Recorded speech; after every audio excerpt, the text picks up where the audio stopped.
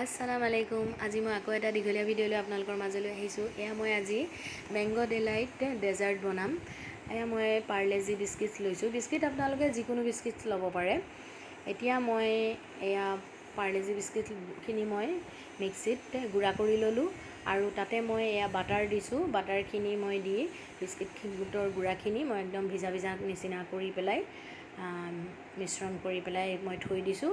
আৰু এতিয়া মই এয়া আমখিনি মই 2 ঘণ্টা ভিজাই ৰাখিছিলোঁ। 2 ঘণ্টাৰ পিছত আমখিনি মই ধুনীয়াকৈ বাকলি গুচাই মিক্সিত এইখিনিও মই পিউৰি বনাই লৈছোঁ। লৈ এতিয়া মই এয়া 2 মিনিট মই গেছত গৰম কৰি পেলাই নমাই থৈছোঁ।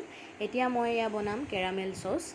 কেৰামেল চচ বনাবৰ কাৰণে মই এয়া 1.5 কাপমান চেনি লৈছোঁ আৰু তাতে মই দিছোঁ অকণমান পানী।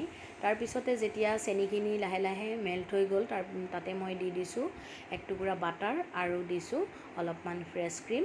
দি এইখিনি মই এতিয়া কেৰামেল চচ মোৰ হৈ গ'ল। ঠিক নমোৱাৰ আগে আগে বাটাৰখিনি দিছোঁ আৰু ক্ৰীমখিনি দি মই নমাই থৈ দিছোঁ অকণমান সময় লৰাই। এতিয়া মই এয়া লৈছোঁ অলপ হুইপ ক্ৰীম, এয়া কেকত ব্যৱহাৰ কৰা ক্ৰীম। হুইপ ক্ৰীমখিনি এতিয়া মই এইখিনি ধুনীয়াকৈ ব্লেণ্ড কৰি ল'ম হেণ্ড ব্লেণ্ডাৰ দি। হাই স্পীডত এইখিনি ব্লেণ্ড কৰিব লাগিব, তেতিয়াহে মানে কেকৰ নিচিনা ক্ৰীম উঠি যাব। তাৰপিছতে মই ইয়াতে দিম কনডেন্স মিল্ক। কনডেন্স মিল্কখিনি দিও মই আকৌ ব্লেণ্ড কৰিম। আকৌ যেতিয়া কনডেন্স মিল্কখিনি ব্লেণ্ড কৰাৰ পিছত ধুনীয়াকৈ ইয়াত মিলি যাব, তাৰপিছতে মই ইয়াতে অলপ অলপকৈ যিখিনি মই মেংগো পিউৰি বনাইছিলোঁ সেই মেংগো পিউৰিখিনিও মই ইয়াতে দি দিম। অলপ অলপকৈ দি মই ব্লেণ্ড কৰি ল'ম। তাৰপিছতে মই যিখিনি কেৰামেল চচ বনাইছিলোঁ গোটেইখিনি নিদিওঁ, অলপমান দিম।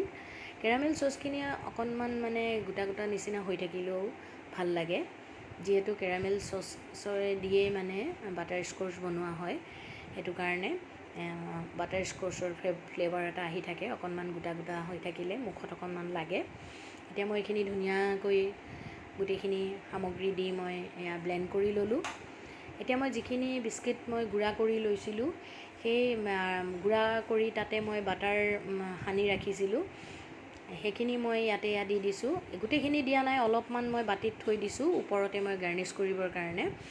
এয়া মই এয়া এটা বাউল লৈছোঁ আৰু তাতে মই বিস্কিটৰ গুড়াখিনি দি এনেদৰে মই পেচুলাৰে মেলি দিছোঁ আৰু বৰ বেছি জোৰত হেঁচি দিয়া নাই। মই জাষ্ট হালকা কৰি লাহে লাহে মানে মিলিবৰ কাৰণেহে জাষ্ট মই সমান হ'বৰ কাৰণে এনেদৰে দিছোঁ। খুব জোৰত হেঁচি দিয়া নাই, ওপৰা ওপৰিকৈ মই লাহে লাহে দিছোঁ। এতিয়া এইখিনি মই এনেদৰে দি তাৰপিছত যিখিনি মই কেৰামেল চচ, তাৰপিছতে মেংগো পিউৰি আৰু কনডেন্স মিল্ক আৰু ক্ৰীম মই মিক্স কৰি লৈছিলোঁ, হেণ্ড ব্লেণ্ডাৰে মিলাই মই ধুনীয়াকৈ এটা মানে ক্ৰীম বনাই লৈছিলোঁ, সেইখিনি মই ইয়াৰ ওপৰতে দি দিম। সেইখিনি দিয়াৰ পিছতে মই তাৰ ওপৰতে আকৌ মই কি কৰিছোঁ অলপমান মেংগো পিউৰি থৈ দিছিলোঁ। এটা মই প্লাষ্টিকেৰে মই কোন বনাই লৈছোঁ আৰু কোনটোত মই মেংগো পিউৰি অলপ ভৰাই তাৰপিছতে কোনটোৰ মুখখন অকণমান কেঁচিৰে কাটি দি ইয়াৰ ওপৰতে অকণমান মই গাৰ্নিছ কৰি দিছোঁ, দেখিবলৈ যাতে ভাল লাগে।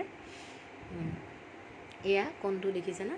এতিয়া মই ধুনীয়াকৈ লম্বা লম্বা কৰি পেলাই এনেদৰে টানি ওপৰত মই দিছোঁ এয়া। তাৰপিছতে আকৌ এডাল কাঠি লৈছোঁ। এয়া কাঠিডালেৰে মই ইয়াৰ ওপৰত এনেদৰে মই ডিজাইন কৰি দিছোঁ কাঠিডালেৰে। দেখিবলৈ খুবেই ভাল লাগিছে। এতিয়া মই যিখিনি মই কৈছিলোঁ সৰু বাউল এটাত মই অলপমান বিস্কিটৰ গুড়া থৈ দিছোঁ।